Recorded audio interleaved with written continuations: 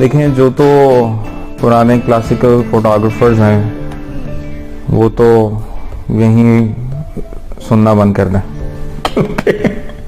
क्योंकि ये बात उनको अच्छी नहीं लगेगी शायद। देखिए, मेरे लिए photography is just a base medium. I don't call my self a photographer. I think I am a visual artist जो जस्ट लाइक अ पेंटर। एक पेंटर ने एक प्लेन कैनवस के ऊपर इनिशिएट करना होता है और फिर वहां से अपनी वो सोच और उसको बीच में बैठ करता है। तो मैं भी कैमरे को, फोटोग्राफ को एक प्लेन रॉ एम्प्टी कैनवस की तरह ट्रीट करता हूँ। जब मैं किसी जगह पे जाता हूँ तो मैं जब वहाँ पे खड़ा होता हूँ तो मैं उस इमेज को जो मैंने विजुलाइज किया है, जब मैं उसको फोटोग्राफ भी कर लेता हूँ तो मैं साथ साथ उसको विजुलाइज भी कर रहा होता हूँ कि यार मैंने इसको इस तरह ग्रेड करना है, मैंने इसमें इस तरह पेंटिंग करनी है, मैंने इसको इस तरह डेवलप करना है। जो मेरी अंदर की आंख देख रही है, जो लोग नहीं देख पा रहे, मुझे वो चीज इसके ऊपर अप्लाई करके इसको वो आर्टवर्क बनाना है। So that's what I do. Ingredients baseline आपको YouTube पे बेताशा ट्यूटोरियल मिल जाएंगे कि रूल ऑफ थर्ड क्या होता है और डिफ्रैक्शन क्या होती है और डेप्थ ऑफ फील्ड क्या होती है और फलां चीज टेक्निकल एस्पेक्ट्स क्या होते हैं। मेरे हिसाब से ये सारी चीजें तो बिल्कुल बेसलाइन है। मैं स्टॉप सेल प्रोडक्शंस के नाम से एक हमारे साथ ही फोटोग्राफी कंपनी ने राइज किया फैशन में, और उन लोगों ने भी टॉप 5 में नाम बनाया पाकिस्तान में। कैन यू इमेजिन कि वो हमारे से पूछते होते थे यार ये पर्चर का इफेक्ट क्या होता है फोटोग्राफ के ऊपर, and yet they were aesthetically so strong कि उन्होंने धज्जियां उड़ा दी पुराने फोटोग्राफर्स की। तो एस्थेटिक्स आई थिंक सबसे ज़रूरी होता है किसी भी चीज़ में।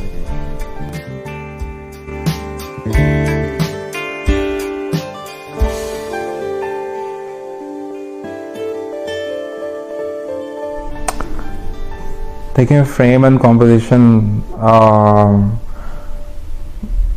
वो तो आंख में बनती है जब आप उस जगह पे पहुंचते हैं और उसको देखते हैं तो आपको कुछ ना कुछ समझ में आना शुरू होता है।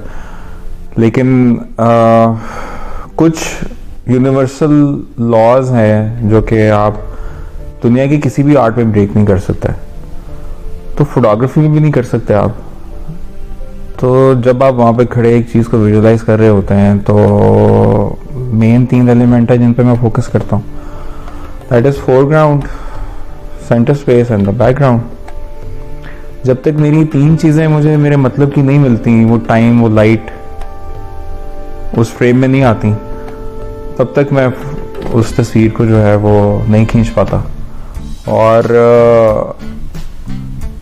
समटाइम्स ऐसे भी होता है कि आप एक फ्रेम खींचते हैं और उसके बाद आप उसको जब अपने सिस्टम में बैठते हैं, अपने लैपटॉप पे बैठते हैं, कंप्यूटर पे बैठते हैं उसको एडिट करने के लिए फ़ोन के ऊपर, तो आप उसको कंपोज करते हैं, उसको क्रॉप कर लेते हैं, उसको एडजस्ट कर लेते हैं, तो that becomes the perfect composition.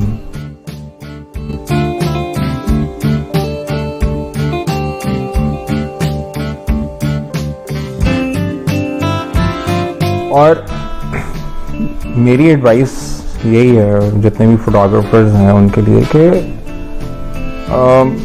आसपास के माहौल और आसपास का जो आपका एक एस्थेटिक बिहेवियर है आपकी कम्युनिटी का, अगर आप उसके ऊपर फोकस ना करें तो अच्छा है। जब आप सिर्फ अपनी सोच को इंडिपेंडेंटली अप्लाई करेंगे ना, तो आप खुद हैरान हो जाएंगे कि आप क्या आउटपुट निकाल रहे हैं।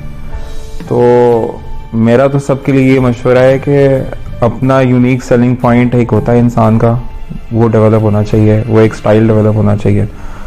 और अगर वो आप स्टाइल डेवलप कर जाएंगे तो आप हाईलाइट हो जाएंगे।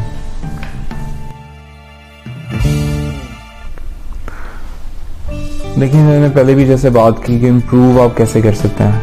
इम्प्रूव आप ओवर द टाइम करेंगे अगर आप की जो आई है वो स्ट्रांग है, तो आप टेक्निकल पीएचडी करके आ जाए, आप इम्प्रूव नहीं कर सकता।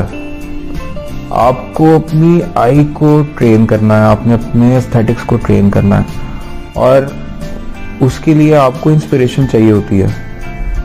आप लोगों का काम देखते हैं, आप उससे इंस्पायर होते हैं।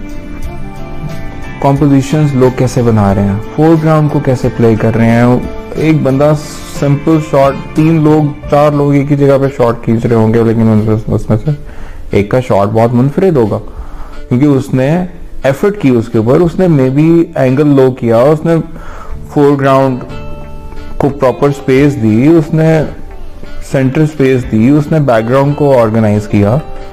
तो it is gonna happen with the inspiration that you are absorbing from the people who are doing amazing work in the world. तो इंस्पिरेशन के बगैर कुछ भी नहीं होता, और फिर आप उसको अप्लाई करें और करते जाएंगे तो ultimately you will reach your destination. हर जगह पे जब आप पहुंचते हैं तो आपको फिर अगली दुनिया खुलती है। आप ये समझ रहे होते हैं कि अच्छा मैंने अचीव कर लिया, लेकिन जब आप उस जगह पे पहुंचते हैं तो आपको फिर नई डायमेंशंस खुलती हैं कि ओके ये भी हो सकता था, ये भी हो सकता था। छोटी सी एग्जांपल देता हूँ कि हम लोग स्टैक फोकसिंग नहीं करते। फॉर इंस्टेंस अपने फोरग्राउंड, बैकग्राउंड और सेंटर स्पेस हम लोगों ने जब उसको वो शूट करना है, तो मैंने जब करना है तो मैंने फोरग्राउंड के, अगर मेरा कैमरा बिल्कुल पास है तो मेरे 15 शॉट बन जाएंगे कि मैंने फोकस स्टैकिंग करते करते करते फिर मैंने उसको हाइपर फोकल लेंथ के ऊपर जब लेके जाना है तो वो वहां से फिर वो सारा फोकस में आ जाता है। तो